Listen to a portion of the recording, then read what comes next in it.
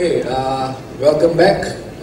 We have to start now, otherwise we will not go home by 6:30. Well, the next paper will be from Wes Brown, who is the founder for Ephemeral Security. He'll be talking about Morse-REF using cryptography and injectable virtual machines in security. Well, Wes has an impressive list of history in security. Prior to joining Acuvant as a senior security consultant, he was a member of the ISS X-Force consulting team and has conducted hundreds of pen tests and security assessments for them. And he has also spoken at various security conferences like DEF CON in the past. And currently he's one of Acuvant's lead consultants, and in the ephemeral security, Wes hopes to advance the state of the art in network security with this research with Morse-REF. And so, without wasting any more time, let's give a warm welcome to Wes.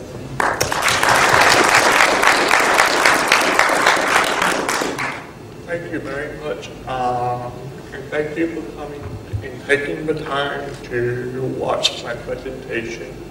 The presentation is about cryptography and injectable virtual machines, which is a pretty interesting concept. As he has said, I founded Ephemeral Security, and Ephemeral Security's purpose is to conduct research, development, and engineering of very interesting solutions to very interesting security problems. And sometimes we pose the questions so we can solve them. I'm Wes Brown, and I'm the founder, and he has already told you about who all I am. But I've been working in the field for a while, and I am a programmer, engineer, and consultant. Currently, for my day job, I work for Acuvant, a United States-based company, and I specialize in code reviews, application assessments, and custom development. You all might be wondering what Mosquito is. Mosquito is a virtual machine environment with a lightweight framework, and it runs code remotely and securely in the context of penetration tests. It has more uses than this, but that was the focus in the original intent. There are many different kinds of virtual machines, and there's hardware virtualization. Mosquito is not about hardware virtualization. It's a lightweight application virtual machine, more like Java or .NET, except it's very small. One of the things that we try to do is ensure that the communications are secure. And that's something that many other products fail to do, is to make sure that the communications are secure. That you will see many hacker tools, and they may connect that in a clear test.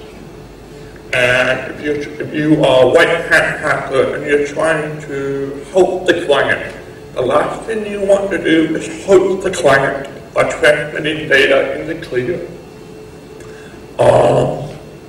One of the interesting things about Mosquito is we make a very big effort to never store the code that is deployed to the virtual machine outside the process space, meaning it is not written to disk. It makes forensic activity a little more difficult. When we transmit code to the virtual machine, it makes the best effort to protect the secrets, because very often people write their methodology and thought process inside the code, and they don't want other people getting that code, but if we don't actually deploy it, it's no good.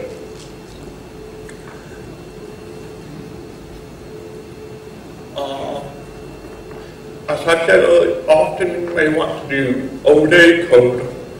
I have looked for internet security systems, and sometimes we use code that has been discovered by the research division to establish that the client is vulnerable, but we don't necessarily want the ODay code to leave out of control. So this is one problem we try to solve with Mosquito. Mosquito is a way to ensure that communications between the target and console is secure. And more interestingly, because it's a full application virtual machine, it provides a dynamic remote execution environment. We can modify what's happening in the virtual machine on the fly remotely.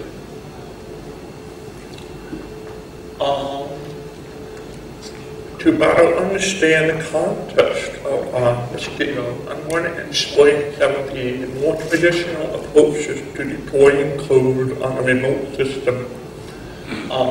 Shell code is the oldest code. It is static, inflexible, loadable, and targeted to one environment. Shell code that is written for one environment often does not work in another environment. And if the system is patched or the environment is changed, it breaks. Like if you change your NT service pack, you change the libraries and your shell code breaks because you are mapping against the memory location in the library or the books. We also have syscall policies which are more flexible and they're higher level. However, the problem is driving logic is on the attacker's side. The attacker's side makes specific calls which are transmitted over the network and executed on the remote system. But what happens if the bandwidth is low and also it has a problem in that there's not that much you can do with syscall. You are limited in what you can do with a syscall policy. Another interesting approach is DLL injection, which is pretty neat because you can implement higher level functions easily. And we can put logic on the target side. This solves the problem with syscall policy. However, the DLL injection methodology are static. You can't change it once you have injected. And it's Windows only. Then we got exploit compilers, which is pretty close to what Mosquito does, in that we have custom code, and we compile it, and at compile time, we compile it to a project.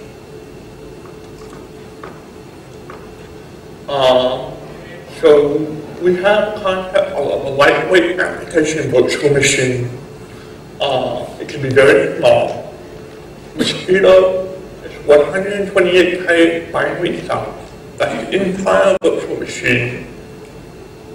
It can be even smaller for executable compression techniques, which is kind of hairy. But we may look at executable compression techniques in the future and get that down to 64K payload size. And most interestingly, it's write once, run anywhere. It's what Java promises, except Java is very big and very heavyweight.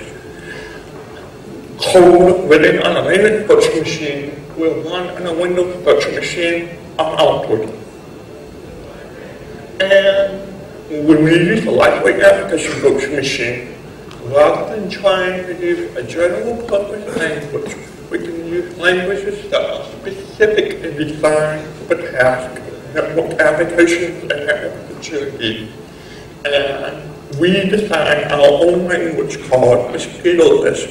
It's a very nice orthogonal development environment. And it's dynamic. As I have mentioned before, code can be altered and updated even on a remote virtual machine. And like this will be reprogramming. If we deploy code on a target machine and we find that it doesn't work, we can debug and modify the code on the fly on a remote machine.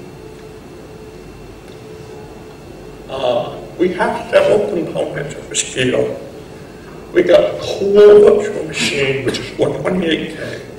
Then we got the language, which is the Mosquito Lisp language itself and all the supporting libraries written in Mosquito Lisp. And we got the console, whose job is to provide the user with an interface to manage and deploy drums. And then we got the drum, which we actually put on the target systems there. It contacts the console, and then it executes bytecode and statements that the console sends to it. We'll talk a little more about the virtual machine itself. It is production ready and stable. We are in beta 3. It is lightweight and optimized for network tasks. It does port scan very, very well. And other network type code. It's easily extensible. We took and implemented regex in a few hours. So we took the BSD regex library and we extended it on Windows and Unix in a few hours. And more interestingly, we are pure interested. We're very affordable. If it runs C, we run under it. We have the 4 major platforms that we develop and test on are OpenBSD, Darwin, Mac OS X, Linux, and Windows. We have even tested it on embedded devices. It runs on ARM, CPU, mid CPU, and now 2 CPUs. We have a port to OpenWRT. It will run on your wireless router if you like. One of the more interesting features of our virtual machine is we have a stub for each architecture and operating system that we support. When we compile Mosquito Lisp program and application, we append it to the stub. So you compile it once, and then you can attach it to all the stubs, and you got multi-platform binaries for each architecture. The stubs are standalone. There are no zero external dependencies. We include all the dependencies that we need. And when we compile and build an executable, all the dependencies are resolved.